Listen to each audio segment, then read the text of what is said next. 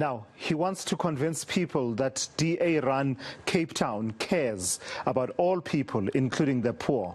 Geordin Hill-Lewis is the Democratic Alliance's mayor candidate for the mother city. He joins me now to discuss his plans. And Geordin, thank you for joining me. And I think the question you've been asked quite a number of times since you were announced as the DA mayoral candidate for Cape Town is, Geordin, who? That's quite understandable, Thulasizwe.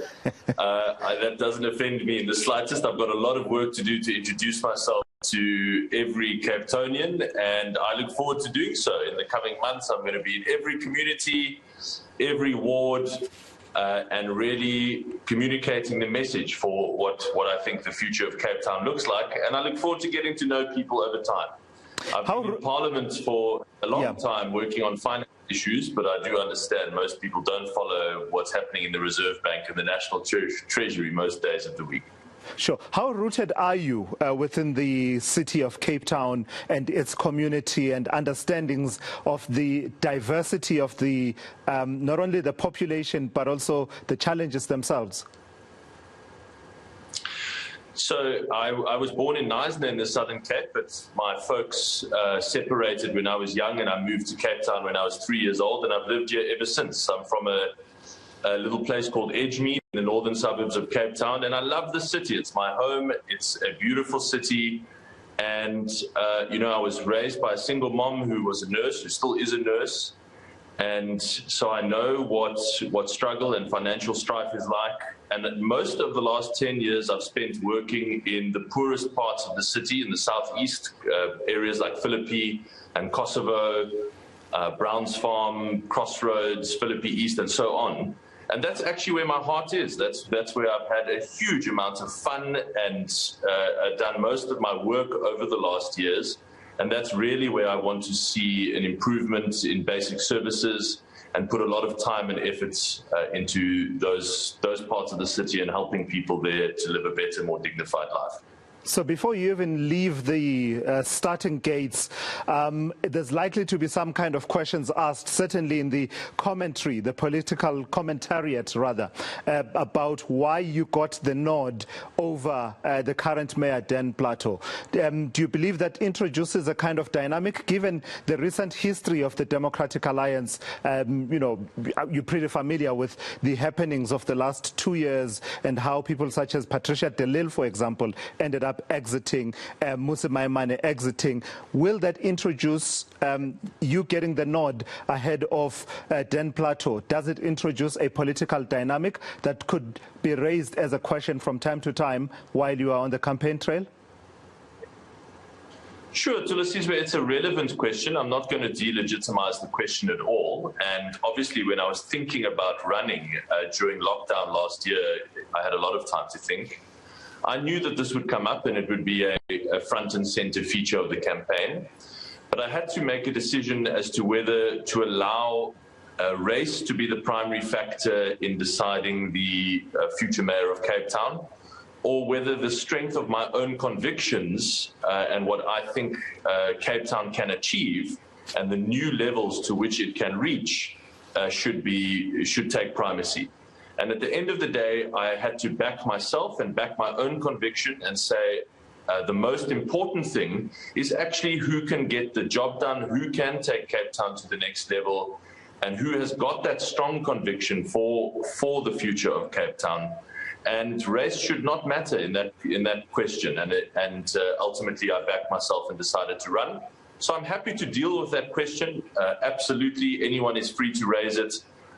But it doesn't change the fact that I've got a strong idea of what I'd like to do and where I'd like to see Cape Town go to the future. And that's what this campaign is going to be about. And I strongly believe that that's what most voters care about first and foremost. Yeah. Some years ago, the former president, Thabo Mbeki, spoke of one country, two nations, that we may be in the same boat, but perhaps experiencing two different storms. I don't know what the exact expression is that people like to use, that analogy and metaphor. But I think people like to apply that for Cape Town as well. And I think you've acknowledged it in your initial interviews that you would want to deal with the perception that Cape Town remains an uncaring city, particularly for the poorer segments of its society. How exactly do you plan to tackle that?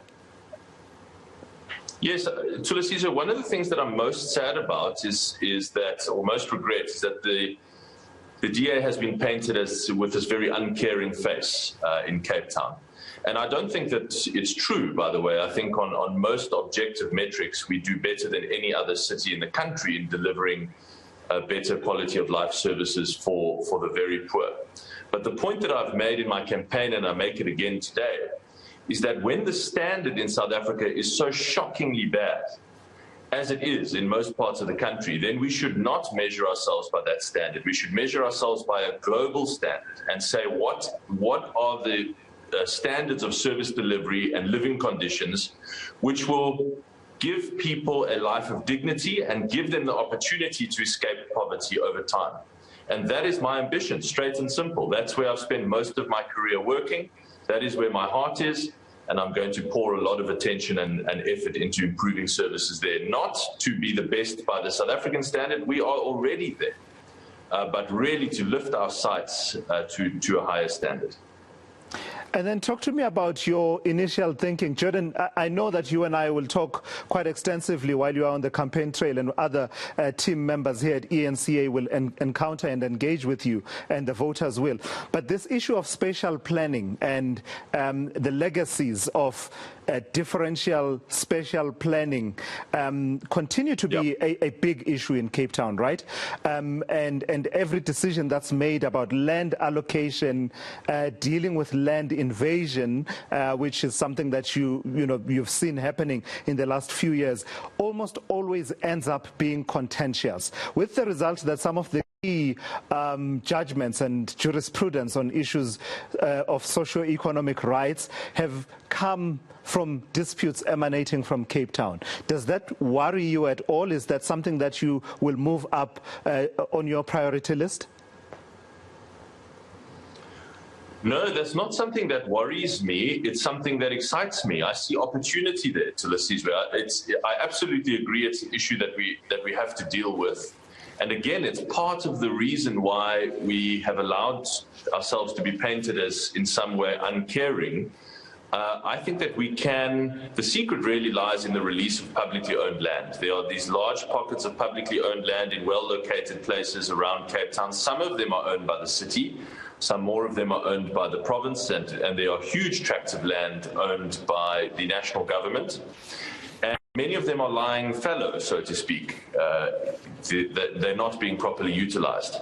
There's a lot of complicated technical work that has to be done. Their zoning has to be changed, and they need to allow for greater densities and so on.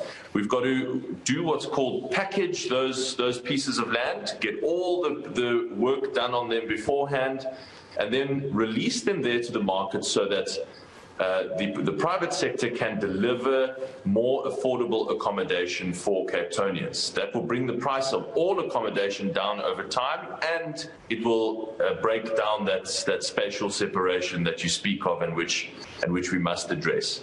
So, there has been delays in releasing that land. I'd like to figure out exactly what those are, make sure that we commit to driving those through and getting those land releases happening so that we can make Cape Town a construction site for more affordable accommodation.